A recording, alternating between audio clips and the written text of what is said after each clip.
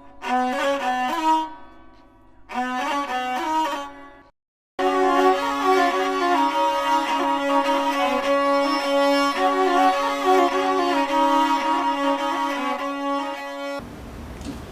Students, last lecture दे विच असी एक न्यू आर्टिकल स्टार्ट किया सी torque on a current loop ते उहदा एक पार्ट असी डिस्कस किया सीगा कि अगर असी किसी लूप नू करंट कैरिंग लूप नू अगर मैगनैटिक फील्ड दे अंदर रखीए ते जिहड़ा प्लेन है लूप दा ओह पैरेलल डायरैक्शन दे विच होवे मैगनैटिक फील्ड दी तां उस दे उपर एक ट्विस्टिंग फोर्स एक्ट करदी है जिन्हों असी कहने आ टॉर्क।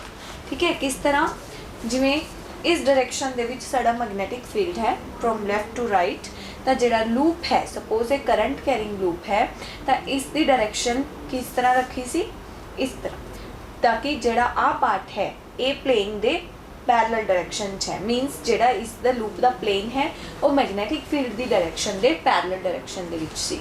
ते असीं देखिया सीगा कि इस लाइन दे विचों करंट एंटर हो रहा है तो इस लाइन दे विचों करंट एग्जिट हो रहा है, तो इस लूप दे उपर एक ट्विस्टिंग फोर्स एक्ट कर रही सी जिहदे करके की हो रहा सी इस लाइन ते फोर्स सी जिहड़ी अपवर्ड डायरैक्शन दे विच लग रही सी और इस लाइन दे उपर लूप दी फोर्स किहड़ी डायरैक्शन च लग रही सी डाउनवर्ड डायरैक्शन दे विच। इत्थे एक चीज़ हमेशा नोटिस करियो कि जिहड़ी भी यह डायरैक्शन है फोर्स दी यह अपवर्ड डायरैक्शन है, ये प्लेन दे परपेंडिकुलर नहीं असी कह रहे, ये अपवर्ड डायरैक्शन और डाउनवर्ड डायरैक्शन की गल कर रहे हैं। ठीक है, सो अज असी की डिस्कस करना है इसे आर्टिकल का सैकेंड पार्ट कि जदों असी कह रहे हैं कि इस लूप नूं असी मैगनैटिक फील्ड के इनसाइड रखा हुआ है। ठीक है, तो जदों मैगनैटिक फील्ड दे विच इसनूं करंट कैरिंग लूप नूं रखांगे तो ये उपर एक ट्विस्टिंग फोर्स है जिहड़ी ओह एक्ट करेगी जिहदे नाल ये रोटेट हो जाएगा। प्रीवियस लैक्चर दे विच असी गल कीती सी कि जिहड़ा आ पार्ट है तो ये पार्ट है ये पैरेलल डायरैक्शन दे विच है तो एक दे विच एंगल 0 हो रहा सी, दूसरे दे विच एंगल 180 डिग्री बन रहा सी, साइन 0 भी 0 हुंदा है, साइन 180 डिग्री भी 0 हुंदा है। इस करके जिहड़े आ दो पार्ट सी मीनस AD और BC दोनों दे उपर जिहड़ी फोर्स सी वो 0 वैल्यू आ रही सी टॉर्क दी, बट इस डायरैक्शन पे और इस लाइन के उपर अपवर्ड और downward direction they which force act कर रही सी। ठीक है, सो अज असी देखना है इसका सैकेंड पार्ट कि जदों यह लूप ट्विस्ट हो गया, ट्विस्ट होने तो बाद इसके उपर कितनी टॉर्क एक्ट कर रही है तो वो किहड़े फैक्टर्स के उपर डिपेंड करेगी। सो की डिस्कस करना है torque on a current carrying loop.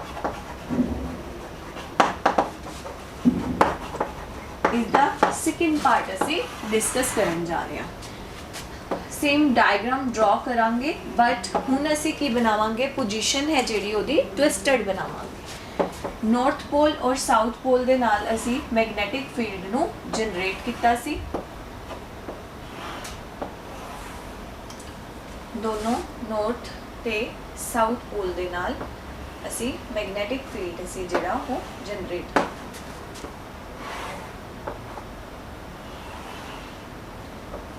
Magnetic field generate कर रहे हैं, मैगनैटिक फील्ड साडा किस डायरैक्शन दे विच जा रहा सी इस डायरैक्शन दे विच।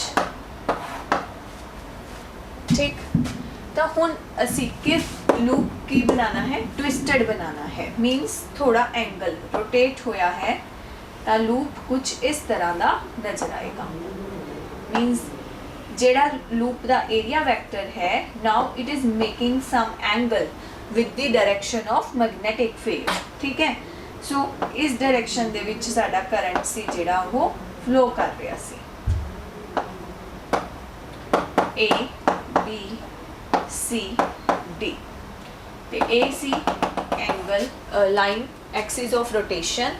ठीक है, सो इस डायरेक्शन दे विच सी जिहड़ी रोटेशन हो रही सी मीनस फोर्स लग रही सी upward direction and downward direction ते हुण जिहड़ा ये लूप है ये ट्विस्ट हो गया। ठीक है, हुण जदों यह लूप ट्विस्ट हो गया तो जिहड़ा इस लूप का एरिया वैक्टर है, एरिया वैक्टर की होएगा जदों असी गल कर रहे सी कि मैगनैटिक फील्ड है जिहड़ा वो इस लूप दे प्लेन दे पैरेलल डायरैक्शन दे विच है उस टाइम ते एरिया वैक्टर की सी परपेंडिकुलर। ठीक है, नाउ हुण ये लूप ट्विस्ट हो गया ਤਾਂ ਏਰੀਆ ਵੈਕਟਰ ਹੈ ਜਿਹੜਾ ਉਹ ਮੈਗਨੈਟਿਕ ਫੀਲਡ ਦੇ ਨਾਲ ਕੁਝ ਐਂਗਲ ਬਣਾਏਗਾ।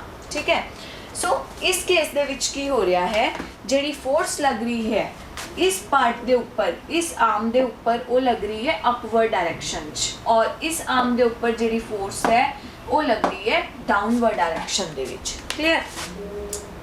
हुण एक चीज़ इत्थे जो इंपॉर्टेंट है, अगर तुहानूं पिछला केस याद होए जदों असीं पैरेलल डायरेक्शन की गल कीती सी तां BC और DA पार्ट के ऊपर जी फोर्स लग रही सी उहदी वैल्यू 0 आ रही सी। क्यों? क्योंकि एक दे विच एंगल बन रहा सी पैरेलल 0 डिग्री, दूसरे दे विच 180 degree, but here it is not 0 because it is making an angle theta with the direction of magnetic field. But उस केस दे विच की होएगा, जी फोर्स है इस पार्ट के ऊपर CB पार्ट के ऊपर लगेगी आउटवर्ड डायरेक्शन दे विच, और AD पार्ट दे विच केड़ी डायरेक्शन च लगेगी, इस डायरेक्शन दे विच, लाइक दिस। ठीक है, सो अगर इस तो असीं ध्यान नाल देखिए तो की होएगा, ये जिहड़ी दोनों फोर्सेस ने लग रही ने, ये दोनों फोर्सेस का लाइन ऑफ एक्शन सेम है, मीनस दोनों फोर्सेस का मैग्नीट्यूड सेम होएगा, बट डायरेक्शन की है ऑपोजिट है। तो लाइन ऑफ एक्शन के ऊपर ये फोर्सेस एक्ट कर रही ने, तो डायरेक्शन ऑपोजिट है बट मैग्नीट्यूड सेम है। इस वजह करके दोनों का इफेक्ट है जिहड़ा वो कैंसल आउट हो जाएगा। सो जी फोर्स लगेगी वो सिर्फ किहड़ी डायरेक्शन दे विच लगेगी, एक अपवर्ड ते एक डाउनवर्ड, जिहदे करके वो रोटेट करेगा। हुण इत्थे एक चीज़ होर नोटिस करने वाली है कि जिहड़ी ये फोर्स लग रही है, ये फोर्स अपवर्ड डायरेक्शन दे विच है, वो इस प्लेन दे परपेंडिकुलर नहीं है। इस चीज़ नूं असीं प्रूफ करांगे अज ही कि अगर यह प्लेन दे परपेंडिकुलर हुंदी तां यह डायरेक्शन दे उपर डिपेंड नहीं करनी सी, मीनस जिहड़ा साडा टॉर्क आएगा वो थीटा के उपर डिपेंडेंट आएगा। बट अगर असीं कहंदे कि यह इस प्लेन के परपेंडिकुलर है तो ये डायरेक्शन के उपर डिपेंड नहीं करना सी ने। सो थोड़ा सा ईजी करते हैं, इसे चीज़ को एक होर व्यू पॉइंट नाल देखते हैं तो प्रीवियस केस के नाल कंपेयर करके पढ़ते हैं। फर्स्ट केस असीं की पढ़िया सीगा, जदों जिहड़ा मैग्नेटिक फील्ड है तो जिहड़ा लूप का प्लेन है दोनों पैरेलल डायरेक्शन दे विच ने, means plane of loop and magnetic field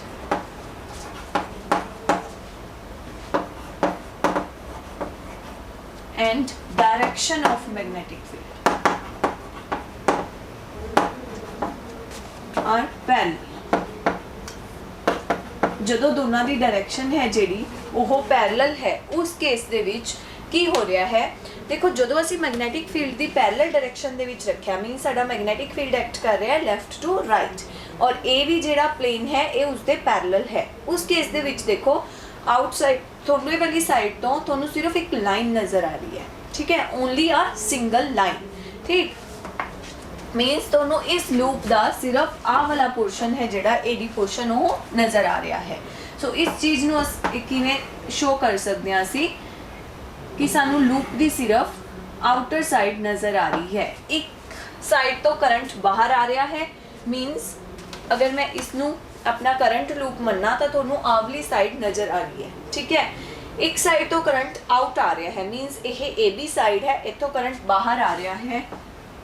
ठीक है, तो इतों करंट की हो रहा है इनवर्ट जा रहा है। क्लियर। हुण देखो AB साइड है जी, AB साइड के उपर फोर्स किहड़ी डायरेक्शन दे विच लग रही है, अपवर्ड डायरेक्शन दे विच। सो इस पॉइंट के उपर जिहड़ी फोर्स लग रही है FAB वो की लग रही है अपवर्ड डायरेक्शन दे विच, और CD पोर्शन जिहड़ा सेकंड वाला है उसके ऊपर फोर्स केड़ी लग रही है डाउनवर्ड डायरेक्शन दे विच।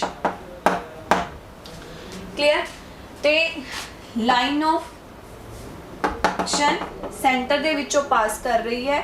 ठीक है, और A पार्ट कितना है A/2, ते दूसरा A पार्ट कितना है, दिस इज ऑल्सो A/2।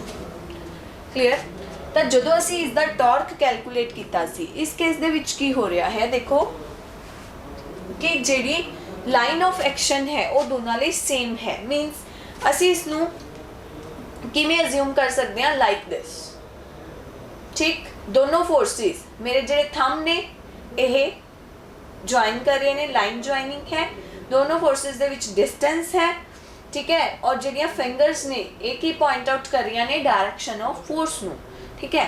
ਤਾਂ ਜਿਵੇਂ ਜਿਵੇਂ ਜਦੋਂ ਹੁਣ ਤੁਹਾਡਾ ਪਲੇਨ ਹੈ ਜਿਹੜਾ ਉਹ ਰੋਟੇਟ ਕਰੇਗਾ ਤਾਂ ਕੀ ਹੋਏਗਾ, ਜਿਹੜੀ ਆਹ ਡਿਸਟੈਂਸ ਹੈ ਦੋਨੋਂ ਲਾਈਨਸ ਦੇ ਵਿੱਚ ਇਹ ਘਟਦੀ ਜਾਏਗੀ।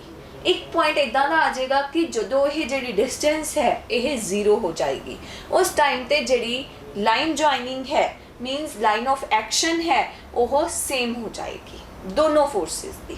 क्लीयर। सो फर्स्ट केस असी ये डिस्कस किया सी अपने लास्ट लैक्चर दे विच कि जेड़ा दोनों फोर्सेस दे विच फोर्स लग रही है दो प्लेन्स दे ऊपर जीरो है, दो दे विच एक अपवर्ड एक डाउनवर्ड, तो वो इस केस दे विच है। तो इस केस दे विच जेड़ा टॉर्क एक्ट कर रहा सी वो कितना सी फोर्स एफ। एफ केड़ी F can be either F A B और सी डी, ठीक है, multiply by a by 2 plus a by 2। यही फोर्स एक्ट कर रही है, ये दोनों चो कोई भी फोर्स हो सकती है, प्लस a बाय 2 डिस्टेंस कितनी है दोनों दे विच ते दूसरा plus a by 2। So f a clear. f दी वैल्यू तुसी कैलकुलेट कीती सी I b b into a। So a कितनी आ रही सी b a। क्लियर। तो टॉर्क कितना आ रहा सी आई बी ए। हुन नैक्सट असी मूव करते हैं अपने सैकेंड केस वाल जो कि असी अज स्टार्ट किया है, ठीक है। उस केस दे विच की हो रहा है, प्लेन जेड़ा है लूप दा उस दे विच ते जेड़ा मैग्नेटिक फील्ड है ਉਹਦੇ ਵਿੱਚ ਜਿਹੜਾ प्लेन ਦਾ एरिया वैक्टर है ते मैग्नेटिक फील्ड है, दोनों दे विच कुछ एंगल बन रहा है, ठीक है। किस तरह का एंगल, साडी मैग्नेटिक फील्ड की डायरेक्शन ए वाली है, ठीक है। हुन की हो रहा है, ये थोड़ा टिल्ट हो गया, रोटेट कर गया प्लेन। अगेन सानू की नज़र आ रहा है, अगर असी इस करंट कैरिंग लूप मन्निया सी ये इस तरह ट्विस्ट कर गया, जो तुसी अपनी साइड तो देखोगे तो तुहानू इस तरह की एक लाइन नज़र आ रही है लाइक दिस कि यह इन्ना ट्विस्ट कर गया। ये वाला पार्ट मैं तुहानू इत्थे शो किया है, ठीक है। हुन हो की रहा है, इस पॉइंट के ऊपर अगेन फोर्स लग रही है अपवर्ड डायरेक्शन दे विच, ठीक है। इस पॉइंट पे फोर्स एक्ट कर रही है इन द डाउनवर्ड डायरेक्शन। तो ये दोनों फोर्सेस ने ਜਿਹੜੀਆਂ कैंसल आउट हो गई क्योंकि मैग्नीट्यूड सेम है बट डायरेक्शन ऑपोजिट है, लाइन जॉइनिंग दोनों दी सेम है, ठीक है। एक कोई लाइन दे अलोंग एक्ट कर रही ने, ये दोनों फोर्सेस की ने ऑपोजिट ते डायरेक्शन दे विच ने, ठीक है। लाइन ऑफ एक्शन इस फोर्स दा यह है ए पार्ट बी पार्ट पॉइंट, ए डैश मान लो, इसनो सेंटर पॉइंट नु ओ मान लो। देखो हुन प्लेन की हो गया साडा, इस चीज़ नु थोड़ा अंडरस्टैंड करना। हुन प्लेन रोटेट हो गया, लूप रोटेट हो गया तो इस तरह बन गया। तो मैं तुहानू दस्सिया सी कि एरिया वैक्टर की हुंदा है, जेड़ा भी प्लेन होवे एरिया वैक्टर उस प्लेन दे परपेंडिकुलर डायरेक्शन च हुंदा है, तो इसदा एरिया वैक्टर इस डायरेक्शन दे विच होएगा। सो हुन असी इसदा एरिया वैक्टर ड्रॉ करांगे perpendicular to this plane like this, ते ए एंगल बना रहा है theta. Here a vector represent the area vector of this plane, ठीक है। तो इसनू मैं पॉइंट नू ओ मान के चल रही हाँ, ओ पॉइंट है ये जिथे लाइन इनू कट कर रही है, ठीक। तो एदा जेड़ा लाइन ऑफ एक्शन है ये बी डैश ते ए ओ, ठीक है। ए एंगल थीटा है तो दूसरा 90 माइनस थीटा हो जाएगा। इस रोड नू थोड़ा स्लीक मान के चल लिए ताकि पढ़न दे विच आसानी होवे। अगर ये एंगल थीटा है तो ये कितना होएगा 90 minus theta. So again this angle will become theta because ये कितना है 90 डिग्री। क्लियर। सो ਆਪਾਂ ਨੂੰ ਕੀ ਚਾਹੀਦਾ है, देखो जे तुसी टॉर्क फाइंड आउट करना है तो ਤੁਹਾਨੂੰ ਦੋਨਾਂ ਦੇ ਵਿੱਚ डिस्टेंस पता होनी चाहिए है, ठीक है। लाइन ऑफ एक्शन ਦੇ ਵਿੱਚ डिस्टेंस पता होनी चाहिए है। ਉਹਦੇ ਲਈ ਸਾਨੂੰ ਕੀ पता होना चाहिए है, आ वाला पॉइंट है a/2 ये ਤੁਹਾਨੂੰ पता है, और a वाला पार्ट है a/2 again you know from the previous diagram. ਤੁਹਾਨੂੰ वैल्यू किहदी पता होनी चाहिए है, ओ a डैश दी दे दूसरा ओ बी डैश दी, दोनों की वैल्यू थोनों नोन होनी चाहिए अगर तुसी टॉर्क नू कैलकुलेट करना है। सो सब तो पहला साडा टास्क की है कि असी टॉर्क कैलकुलेट करना है। तो ओ ए डैश की वैल्यू फाइंड आउट करिए। राइट एंगल ट्रायंगल है, असी पाइथागोरस थ्योरम लगावांगे तो ईजिली वैल्यू कैलकुलेट करांगे। सो हुण इत्थे तुसीं लिख सकते हो कि ए डैश की है line of action of force F A B, A dash की है line of action of F A B, B dash की है line of action of F C D. Clear. ते नैक्सट स्टैप की है कि तुसी इन्हां दे उन्हां दे विच डिस्टेंस कैलकुलेट करनी है ताकि तुसी टॉर्क फाइंड आउट कर सको। सो अगला स्टैप लिखो। अगले स्टैप दे विच साडे कोल की है कि आ एंगल थीटा 90 माइनस थीटा हो गया, ए एंगल थीटा बन गया। तो मैं तुहानू पहला भी समझाया सी कि किस तरह कैलकुलेशन करते हैं। ए एंगल है साडे कोल थीटा ते असी कैलकुलेट करना है ओ ए डैश। ठीक, तो इत्थों साइन थीटा कैलकुलेट करो। साइन थीटा की हुंदा है सामने वाली साइड, जिते जेड़ा एंगल तुहाडे कोल है उहदे सामने वाली साइड डिवाइडेड बाय हाइपोटेन्यूस। ठीक है, सामने वाली साइड की है O A dash divided by A by 2 means O A hypotenuse है तो ए by 2। So A O A dash कितना आ गया A by 2 sine of angle theta. Clear. इसी तरह जो तुसी इस ट्राइंगल के उपर पाइथागोरस थ्योरम लगाओगे तो ए एंगल थीटा बनेगा। क्लियर। सामने वाली साइड की होगी ओ बी डैश नू कैलकुलेट करांगे तो it will become A by 2 sine theta. So O B dash भी कितनी वैल्यू आ रही है A by 2 sine of angle theta. मैं शॉर्ट दे विच लिखा है, तुसी इलैबोरेट करके लिख सकते हो। ठीक है, सिंपल जिहा स्टैप है। हुण साडे कोल दोनों डिस्टेंस आ गई, मीनस साडे कोल आ डिस्टेंस भी आ गई A by 2 sine theta and A वाली distance O B dash A भी कितनी आ गई A by 2 sine of angle theta. हुण अगला स्टैप की है, अगले स्टैप दे विच असी टॉर्क कैलकुलेट करना है। टॉर्क किस दे इक्वल होएगा, टोटल टॉर्क किस दे इक्वल होएगा force into distance. F force लग रही है A by 2 sine of angle theta plus F A by 2 sine of angle theta. F common ले रहे हैं A by 2 sine of angle theta plus A by 2 sine of angle theta means F A sine theta. तो F की value तुसी already calculate कर चुके हो I B B A sine theta. हुण ए इंटू बी की है area of this rectangular loop, so it will become I B A sine of angle theta. So total torque तुहाडे कोल इस केस दे लई कितनी आ गई I B A sine of angle theta. हुण जरा थोड़ा जा रिवाइंड करो अपना माइंड। जो मैं लैक्चर स्टार्ट किया सी मैं तुहानू दस्सिया सी कि जिहड़ी ये फोर्स की डायरैक्शन है ये अपवर्ड डायरैक्शन है। मीनस अगर असी आ रेक्टेंगुलर लूप लै रहे हैं तो इस तरह ये ट्विस्ट हो रहा है तो जिहड़ी फोर्स इस प्लेन लाइन के उपर एक्ट कर रही है वो की होएगी इस तरह अपवर्ड, और जिहड़ी फोर्स इस लाइन के उपर एक्ट करेगी वो डाउनवर्ड होएगी। ये जिहड़ी डायरैक्शन है ये प्लेन के परपेंडिकुलर नहीं होएगी, ये अपवर्ड डायरैक्शन है। अगर ये डायरैक्शन प्लेन के परपेंडिकुलर हुंदी तो जिहड़ा तुहाडा टॉर्क है वो कभी भी थीटा एंगल के उपर डिपेंडेंट नहीं हुंदा, डायरैक्शन के उपर डिपेंडेंट नहीं हुंदा। क्लियर। सो जदों भी तुसी कैलकुलेशन पार्ट करना है, डायरैक्शन फाइंड आउट करनी है, ट्विस्टिंग हो रही है तो उत्थे एक गल हमेशा ध्यान रखनी है कि जिहड़ी फोर्स लग रही है वो अपवर्ड डायरैक्शन दे विच लग रही है और डाउनवर्ड डायरैक्शन दे विच लग रही है, ना कि जिहड़ा प्लेन है उस दे परपेंडिकुलर एक्ट कर रही है। क्लियर। सो इस चीज़ नू हमेशा ध्यान विच रखना है। सेकेंड थिंग तुसी इत्थे की ऑब्जर्व करोगे कि जिहड़ा टॉर्क है that is dependent upon theta.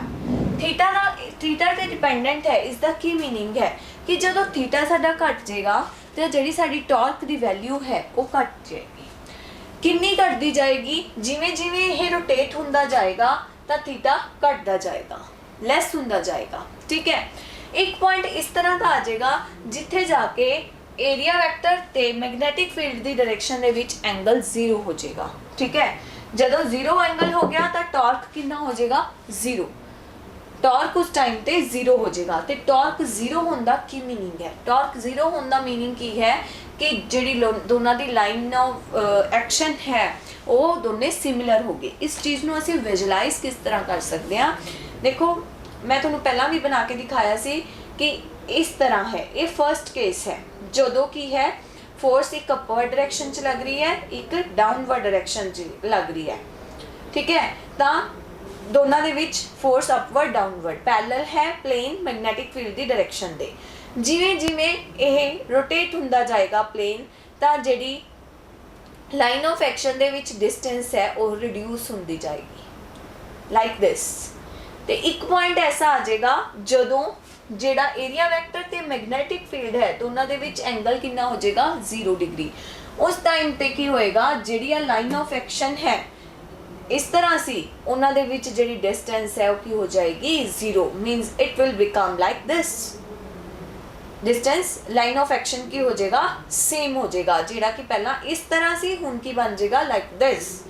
ठीक है, उस टाइम पे जेड़ा साडा टॉर्क है वो कितना हो जाएगा 0 degree. 0 mean sine theta sine 0 degree, sine 0 0, तो टॉर्क भी कितना हो जाएगा 0 हो जाएगा।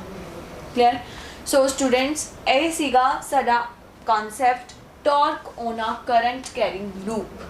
मीनस अगर असी किसी लूप नू ਜਿਹਦੇ ਵਿੱਚੋਂ ਕਰੰਟ ਫਲੋ ਕਰਵਾ ਰਹੇ ਹਾਂ ਉਸ ਨੂੰ ਅਸੀਂ ਮੈਗਨੈਟਿਕ ਫੀਲਡ ਦੇ ਅੰਦਰ ਰੱਖੀਏ ਤਾਂ ਉਸ ਦੇ ਉੱਪਰ ਟਾਰਕ ਐਕਟ ਕਰੇਗਾ। ਠੀਕ ਹੈ, ਸੋ ਇਸ ਟਾਰਕ ਜਿਹੜਾ ਟਾਰਕ ਐਕਟ ਕਰ ਰਿਹਾ ਹੈ ਉਹ ਮੈਕਸਿਮਮ ਕਦੋਂ ਹੋਏਗਾ ਤੇ ਕਿਵੇਂ ਅਸੀਂ ਉਸ ਨੂੰ ਕੈਲਕੂਲੇਟ ਕਰ ਸਕਦੇ ਹਾਂ? ਅਸੀਂ ਦੋ ਪਾਰਟਸ ਦੇ ਵਿੱਚ ਦੇਖਿਆ। ਫਰਸਟ ਕੇਸ ਅਸੀਂ ਦੇਖਿਆ ਜਦੋਂ ਜਿਹੜਾ ਲੂਪ ਹੈ ਉਸ ਦਾ ਪਲੇਨ ਮੈਗਨੈਟਿਕ ਫੀਲਡ ਦੀ ਡਾਇਰੈਕਸ਼ਨ ਦੇ ਪੈਰਲਲ ਡਾਇਰੈਕਸ਼ਨ ਦੇ ਵਿੱਚ ਹੈ ਤਾਂ ਕੀ ਆਏਗੀ ਟਾਰਕ ਦੀ ਵੈਲਿਊ। ਦੂਸਰਾ ਅਸੀਂ ਕੇਸ ਦੇਖਿਆ ਜਦੋਂ ਇਹ ਰੋਟੇਟ ਕਰੇਗਾ ਲੂਪ ਤਾਂ उस टाइम ते ਜਿਹੜਾ ਟਾਰਕ ਹੈ ਉਹ ਕਿੰਨਾ ਐਕਟ ਕਰੇਗਾ। देखो ਇੱਥੇ ਅਸੀਂ ਰੈਕਟੈਂਗੂਲਰ ਲੂਪ ਲਿਆ ਹੈ, ਤੁਸੀਂ ਆਪਣੀ ਸਮਝ ਦੇ ਅਕੋਰਡਿੰਗ ਕੋਈ ਹੋਰ ਸ਼ੇਪ ਦਾ ਲੂਪ ਵੀ ਕੰਸੀਡਰ ਕਰ ਸਕਦੇ ਹੋ। ਇਹ ਕੋਈ ਬਾਉਂਡੇਸ਼ਨ ਨਹੀਂ ਹੈ ਕਿ ਤੁਸੀਂ ਰੈਕਟੈਂਗੂਲਰ ਲੂਪ ਹੀ ਕੰਸੀਡਰ ਕਰਨਾ ਹੈ। ਕਲੀਅਰ? ਸੋ ਜਦੋਂ ਵੀ ਤੁਸੀਂ ਕਿਸੇ ਵੀ ਲੂਪ ਦੇ ਨਾਲ ਡੀਲ ਕਰੋਗੇ ਤਾਂ ਫਸਟ ਆਫ ਆਲ ਤੁਸੀਂ ਕਿਹਦਾ ਧਿਆਨ ਰੱਖਣਾ ਹੈ ਕਿ ਜਿਹੜੀ ਫੋਰਸ ਐਕਟ ਕਰ ਰਹੀ ਹੈ ਉਹ ਕਿਹੜੀ ਡਾਇਰੈਕਸ਼ਨ ਦੇ ਵਿੱਚ ਐਕਟ ਕਰ ਰਹੀ ਹੈ। ਕਲੀਅਰ? ਤੇ area vector and magnetic field ਦੋਨਾਂ ਦੇ ਵਿੱਚ ਐਂਗਲ ਕਿੰਨਾ ਬਣ ਰਿਹਾ ਹੈ, ਇਸ ਚੀਜ਼ ਨੂੰ ਹਮੇਸ਼ਾ ਧਿਆਨ ਵਿੱਚ ਰੱਖਣਾ ਹੈ। ਠੀਕ ਹੈ, ਸੋ ਇੱਥੇ ਤੱਕ ਸਾਨੂੰ ਇਹ ਪਤਾ ਲੱਗ ਗਿਆ ਕਿ ਜਦੋਂ ਵੀ ਅਸੀਂ ਕਿਸੇ ਕਰੰਟ ਕੈਰਿੰਗ ਲੂਪ ਨੂੰ ਮੈਗਨੈਟਿਕ ਫੀਲਡ ਦੇ ਅੰਦਰ ਰੱਖਾਂਗੇ ਤਾਂ ਉਸ ਦੇ ਉੱਪਰ ਟਾਰਕ ਐਕਟ ਕਰੇਗੀ।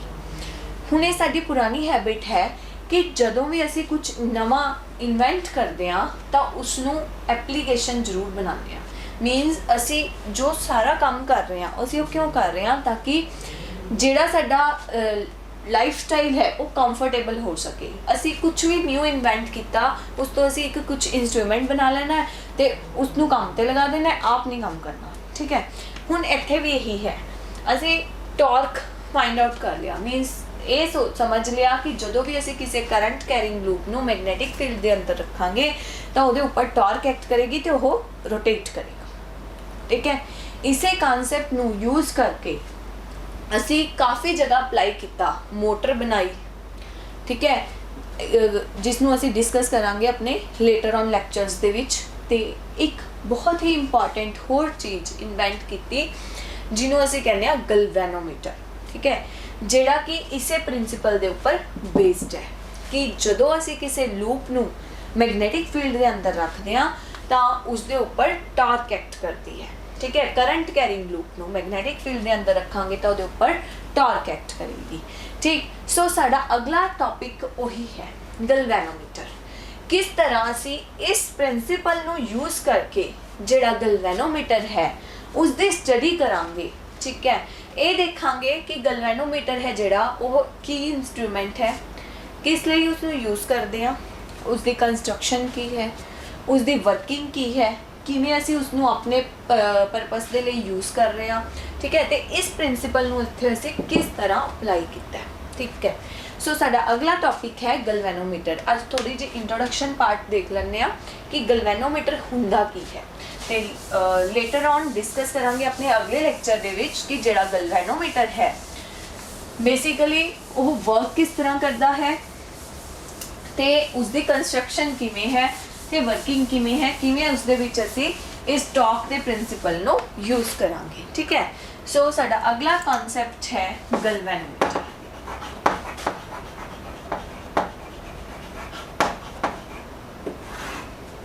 देखो गैल्वेनोमीटर, मीटर वर्ड आ रहा है इस दे एंड दे विच। मीटर वर्ड मीनस अगर तुसी +1 दा first unit very starting unit मेरे लेक्चर सुनिया है, उत्थे असीं गल कीती सी कि मीटर दा मीनिंग की है। ठीक है, तो मैं तुहानूं दस्सिया सीगा कि मीटर मीनस जिसनूं असीं मैजर कर सकीए। ठीक है, किसी भी चीज़ नूं जिसनूं असीं मैजर कर सकीए उसनूं असीं कह रहे हैं मीटर। ठीक, हुण गैल्वेनोमीटर इसका मतलब कि कुछ मैजर करता है। की मैजर करता है, साडी कोल एक क्वांटिटी है इलैक्ट्रिक करंट, इलैक्ट्रिक करंट। सो गैल्वेनोमीटर एक इस तरह का इंस्ट्रूमेंट है जिन्हों असी यूज़ करते हैं to measure current in a conductor. किसी भी कंडक्टर के विच जिथे करंट फ्लो कर रहा है असी उत्थे गैल्वेनोमीटर नूं कनैक्ट करांगे ये देखने लई कि उत्थे करंट है या नहीं। सैकेंड थिंग, अगर करंट है तो कितना करंट उत्थे फ्लो कर रहा है वो किहदे नाल मैजर करांगे, गैल्वेनोमीटर के नाल। Clear? So galvanometer is basically an instrument used to detect the current and to measure the current. Current नू डिटेक्ट करन दे लई भी कि कितना करंट फ्लो कर रहा है, करंट है या नहीं ये दसन लई भी, और अगर है तो कितना करंट फ्लो कर रहा है वो भी सानू पता चल जाएगा वाई यूजिंग गैल्वेनोमीटर। ठीक है, सो इंट्रोडक्शन की है मीन्स इसका यूज की है। It is an instrument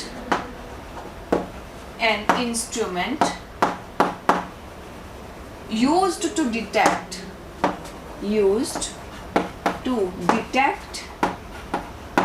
and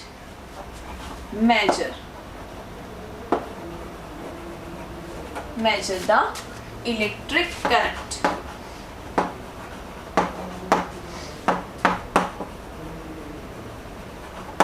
clear? हुण सैकेंड थिंग असीं की करना है प्रिंसिपल कि जिहड़ा गैल्वेनोमीटर है ये किस प्रिंसिपल दे ऊपर बेस्ड है। ठीक है, सो हुणे असीं डिस्कस करके चुके हैं कि जदों भी किसी करंट कैरिंग कोयल नूं असीं मैग्नैटिक फील्ड दे विच रखीए तां उसदे उपर एक फोर्स एक्ट करदी है, टॉर्क एक्ट करता है। ठीक है, जिहदे नाल वो रोटेट करदी है, ट्विस्टिंग फोर्स एक्ट करदी है। सो इसी प्रिंसिपल के ऊपर बेस्ड है गैल्वेनोमीटर। की प्रिंसिपल है कि it is based on the principle that whenever we place a coil, current carrying coil in a magnetic field it experience a torque. Clear? So इसका प्रिंसिपल की है, it is based on the principle that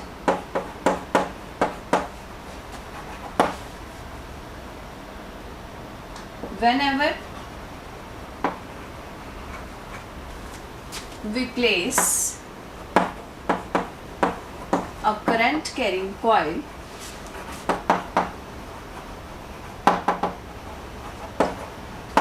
in a magnetic field,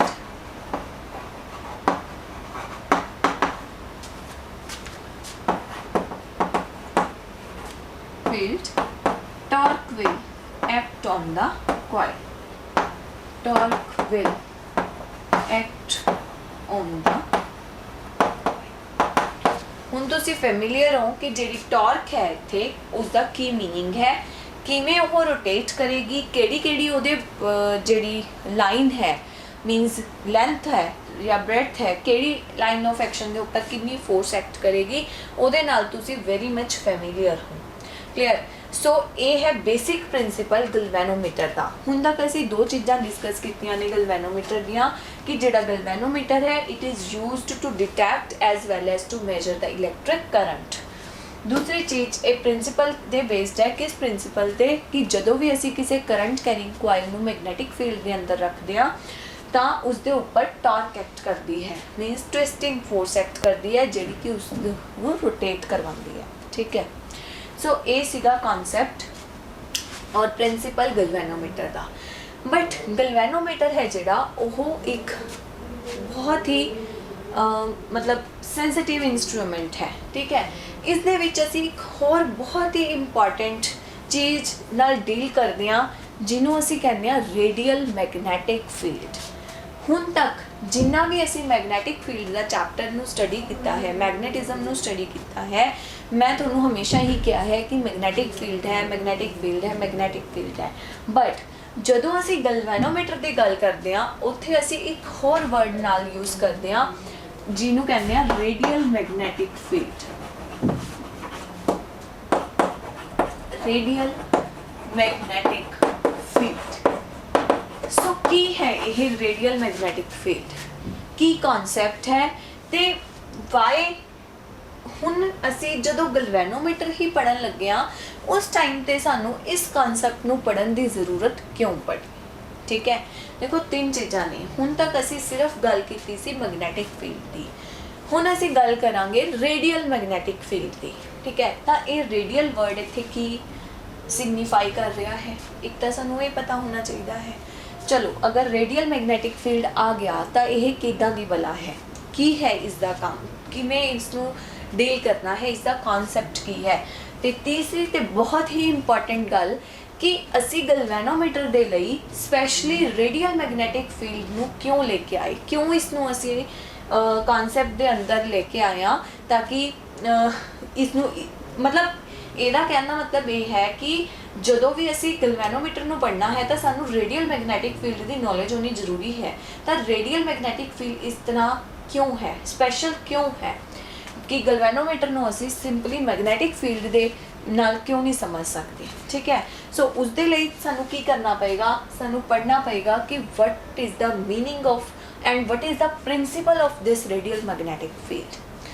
सो सब तो पहला असी ये चीज़ नूं जानने की कोशिश करांगे कि रेडियल मैगनैटिक फील्ड है की।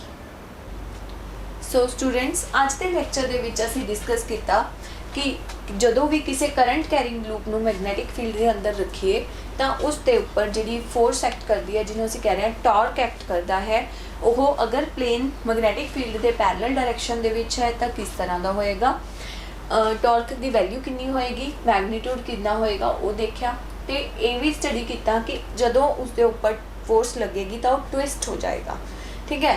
जदों वो ट्विस्ट हो जाएगा तो ट्विस्टिंग करके जदों उसका प्लेन है जिहड़ा वो मैगनैटिक फील्ड के पैरेलल ना रह के थोड़ा एंगल बनेगा। इसका मतलब की है कि जिहड़ा एरिया वैक्टर है उस दे विच ते मैगनैटिक फील्ड के विच जिहड़ा एंगल 0 डिग्री सी हुण नहीं है, 90 डिग्री सी हुण कुछ होर एंगल बन रहा है। उस टाइम के उपर उस लूप के उपर कितनी टॉर्क लग रही सी उन्हों असी कैलकुलेट किया। तो मैं तुहानूं दो वे दसे, दो डिफरेंट मैथड्स दसे उसनूं कैलकुलेट करन दे, ठीक है। उस तो बाद असी इस कॉन्सैप्ट नूं बेसिक प्रिंसीपल बना के कुछ नवा इन्वेंट किया, इसनूं यूज़ किया, वो की है गलवैनोमीटर। तो मैं तुहानूं दसिया कि गलवैनोमीटर की है, it is an instrument use to measure the electric current. तो इसका प्रिंसीपल दसिया जो हुण असी हुण तक स्टडी किया सी उही इसका प्रिंसीपल है कि जदों भी असी किसी करंट कैरिंग लूप नूं मैगनैटिक फील्ड के विच रखांगे तो उसके उपर टॉर्क एक्ट करेगा। तो इस दे विच असी एक नवा कॉन्सैप्ट यूज़ करना है रेडियल मैगनैटिक फील्ड का, जो कि असी डिस्कस करांगे अपने अगले लैक्चर दे विच। ते उत्थे तुहानूं दसांगे गलवैनोमीटर की कंस्ट्रक्शन एंड वर्किंग कि गलवैनोमीटर किवें वर्क करता है, किहड़े-किहड़े इहदे पार्ट्स ने, इसनूं डायग्राम नाल शो करांगे ते हर एक पार्ट के बारे डिस्कस करांगे। सो स्टूडेंट्स अज दे लई इन्ना ही, मिलांगे अपने अगले लैक्चर दे विच बहुत ही इंटरस्टिंग टॉपिक दे नाल radial magnetic field. Thank you.